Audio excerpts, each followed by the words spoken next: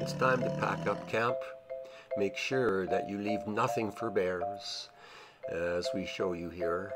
Drive past Mount Edith Cavell on Wabasso Road, heading to the Jasper town site, past this beautiful little clear lake, reflecting trees, as you can see, and you can see little fish in the water. While I was there, unfortunately I didn't have my video camera out, but here is a three-toed woodpecker, almost invisible against the bark of the tree. It was climbing up very quickly, and so it was a bit problematic to first of all spot him and then to photograph him. We're looking over a bridge by the Whirlpool campsite, which is unfortunately under reconstruction at the moment, which does happen in the national parks. Indeed, the road up to Edith Cavell is under reconstruction, as indeed is the parking lot. So we take a quick drive, about 10 kilometers north and then east of Jasper town site to the lower Maligne River, which is flowing very rapidly towards the Athabasca River. And there is the fifth bridge. There are a number of bridges across the canyon which forms further upriver, and we will take a drive up there in a moment. But it is lovely just to sit here and watch the water flow and look at the plants. Plants grow abundantly well in parks, the national parks in Canada. The only plant that is troubled at the moment is the pine tree. It's infected with a beetle, the pine beetle, unfortunately, but it is relatively under control. But of course the pine tree is suffering, and there is not so much we can do about that. What we can do is certainly maintain our parks very well, and we took a quick drive from up to the top of the Maligne Canyon, just down from the tea house, where the Maligne River has cut a very deep channel into the rock. This water, as you can see, is some of the most crystal clear water left on the planet, and is one of the reasons so many visitors come to the national parks in the Rocky Mountains to have a closer look at some of that. Hey, look down there, not at the photographer. Anyway, looking back down into the canyon, you can see, taking a deep zoom down, how the water has just worked its way through the ages and carved its path. You can see through that water just like you can see through polished glass. It's a very popular place for tourists, Maligne Canyon. You can take a walk from that first bridge on either side of the canyon, all the way down to the fifth bridge and back, make a loop. You've got to be in good shape to do that. I don't recommend it if you are troubled with heart problems. Make sure you bring plenty of water and some snacks, because it will take you a few hours, and there are benches along the way and places you can sit on a rock, and so if you just take it easy, just expect to spend a few hours doing that. Take your time, there's no hurry. As you can see, plants can grow on practically anything here in the Rockies, even trees. Now we are heading up the Maligne River towards Maligne Lake. Maligne Lake is another one of those premier tourist destinations that visitors flock to. There you can see some of the devastation that is caused by the pine beetle. It is a very serious issue, obviously, and those trees are dry as tinder, and so it is strongly encouraged that fires be very, very carefully controlled in our parks. Visitors, that is something that is a responsibility, because if a wind takes some sparks into the forest, it could be a big problem. And so the Park Service also is constantly on the lookout for lightning strikes. This is the upper Maligne River.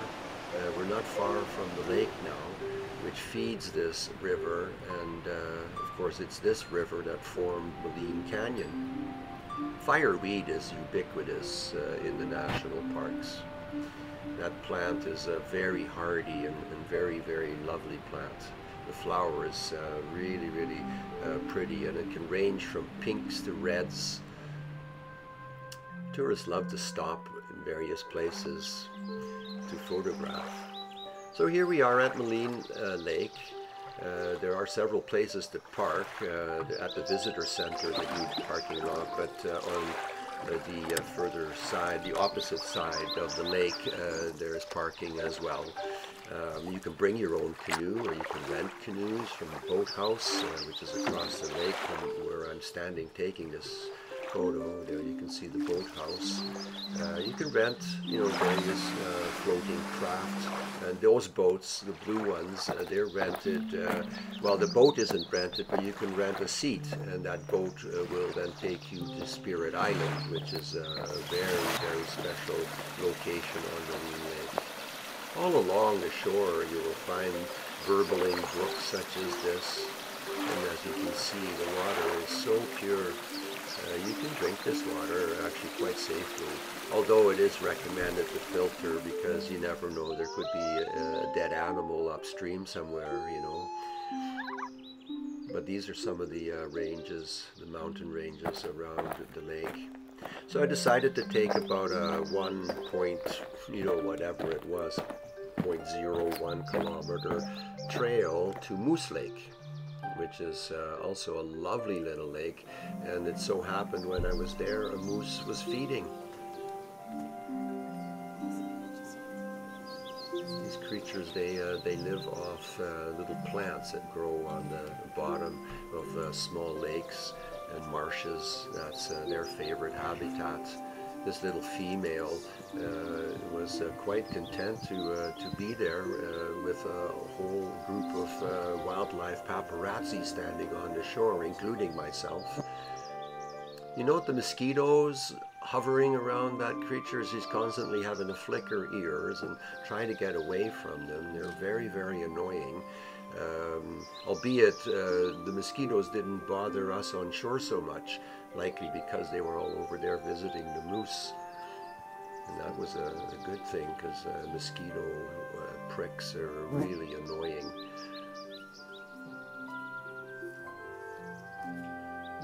Very strange when you see her just like that under the water. You wonder what kind of a beast is that. But it's so cute when she pops her head out. Yeah. It would have been awesome to have seen a big male. Perhaps at some point in the future we may get some footage of a big male moose with a rack, big horns, big antlers. They're very powerful animals. They can just push their way through water like nothing. Here you can see some of the wildlife paparazzi. But the moose has gone up the moose trail there, and she didn't come back. We stood and watched for a while to see if she would indeed return, but she didn't, and so I decided to go back to the lake in my car and go back to well, first of all, Medicine Lake, along the road, Maligne Road, back to the canyon. But along the way you can see these amazing cliffs, just like they are accordion pleats. It was a lovely day, and with a bit of cloud cover, just sort of to keep the scorching heat of the sun at bay. You have to be very careful at these high altitudes. It's very easy to get a sunburn quickly, so it's advised that you take the proper precautions. Here we are back at the bridge at the lower end of the Maligne River, the fifth bridge here. Note how the trees are clever in holding on to what little ground they have to grow on. Here, this one looks like it's ready to creep at you. Looking deep into the forest, beautiful old trees. And that rock, it seems to be strategically placed by a Zen master.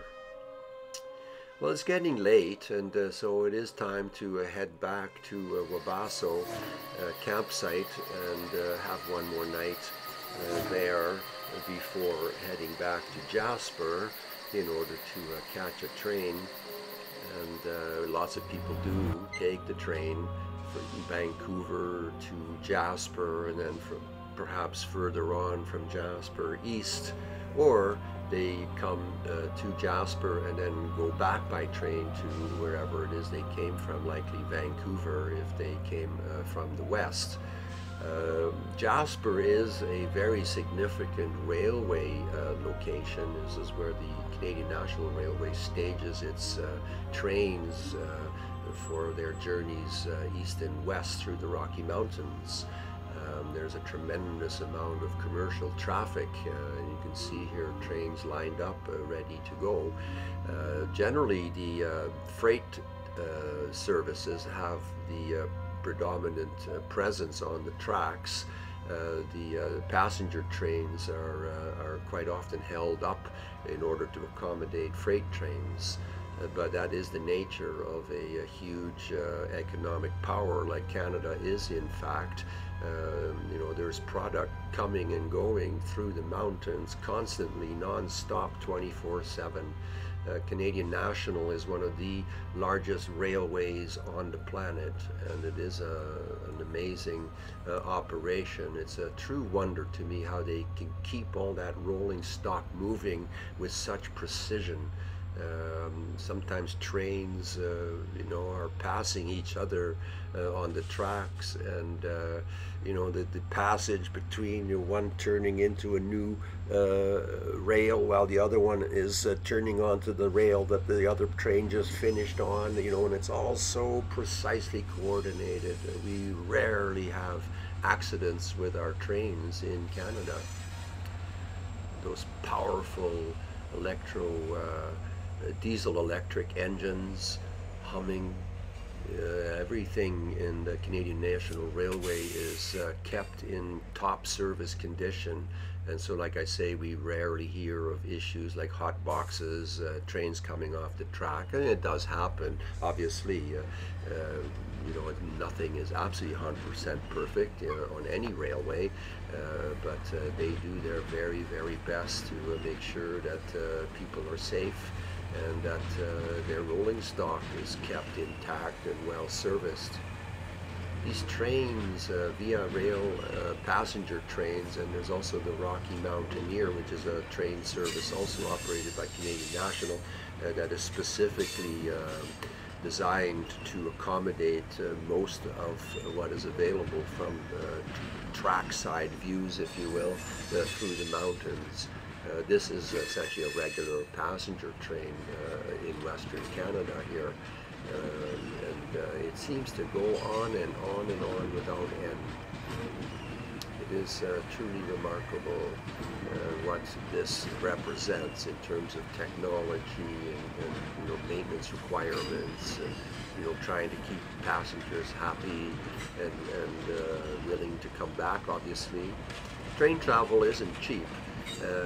But it is definitely worth the expenditure, because it is a fairly unique experience. I have been across Canada several times by train, and I do highly recommend it as a vacation. Just simply the train trip itself is you know, worth your time, and you do meet so many wonderful people on the train. Just go walk around, go sit in the you know, the lounge car or wherever, go sit in one of the viewing domes. You will invariably meet fellow travelers and enjoy likely a happy conversation and perhaps make lifelong friendships. So here we are coming to the end of this train, and the signalman there, the switchman, he is setting the switch again so that that track is not accessible to access the train station platform. The freight trains don't come anywhere near that track. That's special. Anyway, thank you so much for watching, and stay tuned for more videos about celestial jasper.